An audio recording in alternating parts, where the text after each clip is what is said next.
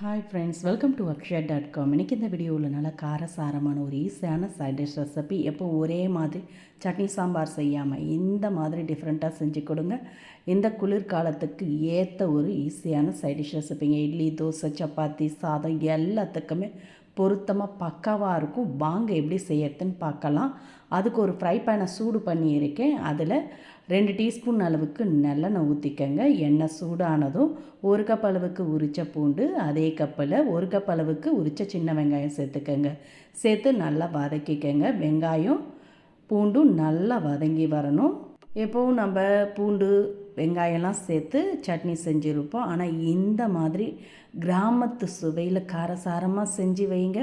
ஒரு மாதத்துக்கு சைடிஷ் பிரச்சனையே இல்லைங்க. இது ஒன்று இருந்தாலே போதும், எல்லாத்துக்குமே சூப்பராக இருக்கும். இப்போ வெங்காயம் பூண்டு வதங்கினதும் இதோட 1 டீஸ்பூன் வரமல்லி, 1/2 டீஸ்பூன் ஜீரகம், கூடவே இதோட 3 டீஸ்பூன் அளவுக்கு மிளகு சேர்த்துக்கங்க. இதில் நம்ம மிளகாய்த்தூளில் எதுவுமே சேர்க்க போகிறதில்ல, வெறும் மிளகை மட்டும்தான் சேர்த்து இந்த சைடிஷ் செய்ய போகிறோம். அதனால் 3 டீஸ்பூன் அளவுக்கு மிளகு சேர்த்துட்டு கூடவே 1 கைப்பிடி அளவுக்கு ஃப்ரெஷ்ஷான கருவேப்பிலை சேர்த்து அந்த சூட்லேயே கலந்து விட்டுடுங்க. அடுப்பை ஆஃப் பண்ணிவிட்டு நல்லா ஆறட்டும். ஆறின பிறகு எல்லாத்தையுமே மிக்சர் ஜாருக்கு மாற்றிக்கங்க. இது மாதிரி எல்லாத்தையுமே மிக்சர் ஜாரில் மாற்றிட்டு இதோட 1 டீஸ்பூன் அளவுக்கு உப்பு சேர்த்துக்கங்க. தண்ணீர் தேவைப்பட்டதுன்னா கொஞ்சமாக சேர்த்து மைய அரைச்சி எடுத்துகிட்டு வந்துடுங்க. அதிக தண்ணீர் சேர்த்துற வேண்டாம்.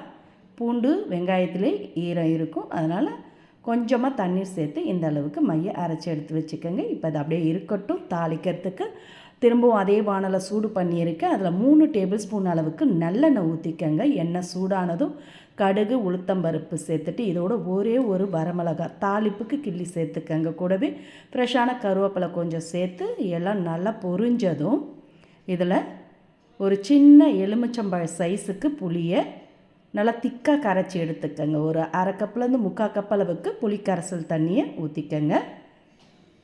ஊற்றிட்டு இதோட நம்ம அரைச்சி எடுத்து வச்சுருந்த பூண்டு வெங்காய விழுதை சேர்த்து நல்லா புளி கரைசலோடு கலந்துக்கங்க.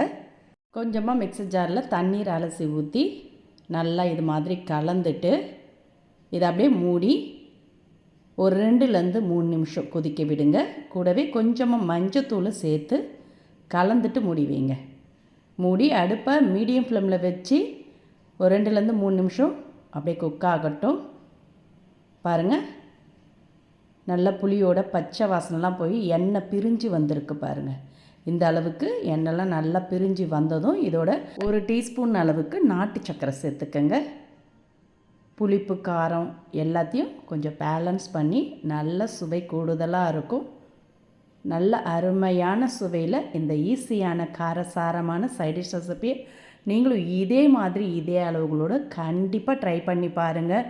இட்லி, தோசை, சப்பாத்தி, பூரி, சாதம், ஆப்பம் எல்லாத்துக்குமே சூப்பராக அருமையாக இருக்கும். எப்போ ஒரே மாதிரி செஞ்சு அழுத்து போச்சுன்னா புதுமையான சுவையில் இந்த சைடிஷ் ரெசிபியை செஞ்சு அசத்துங்க.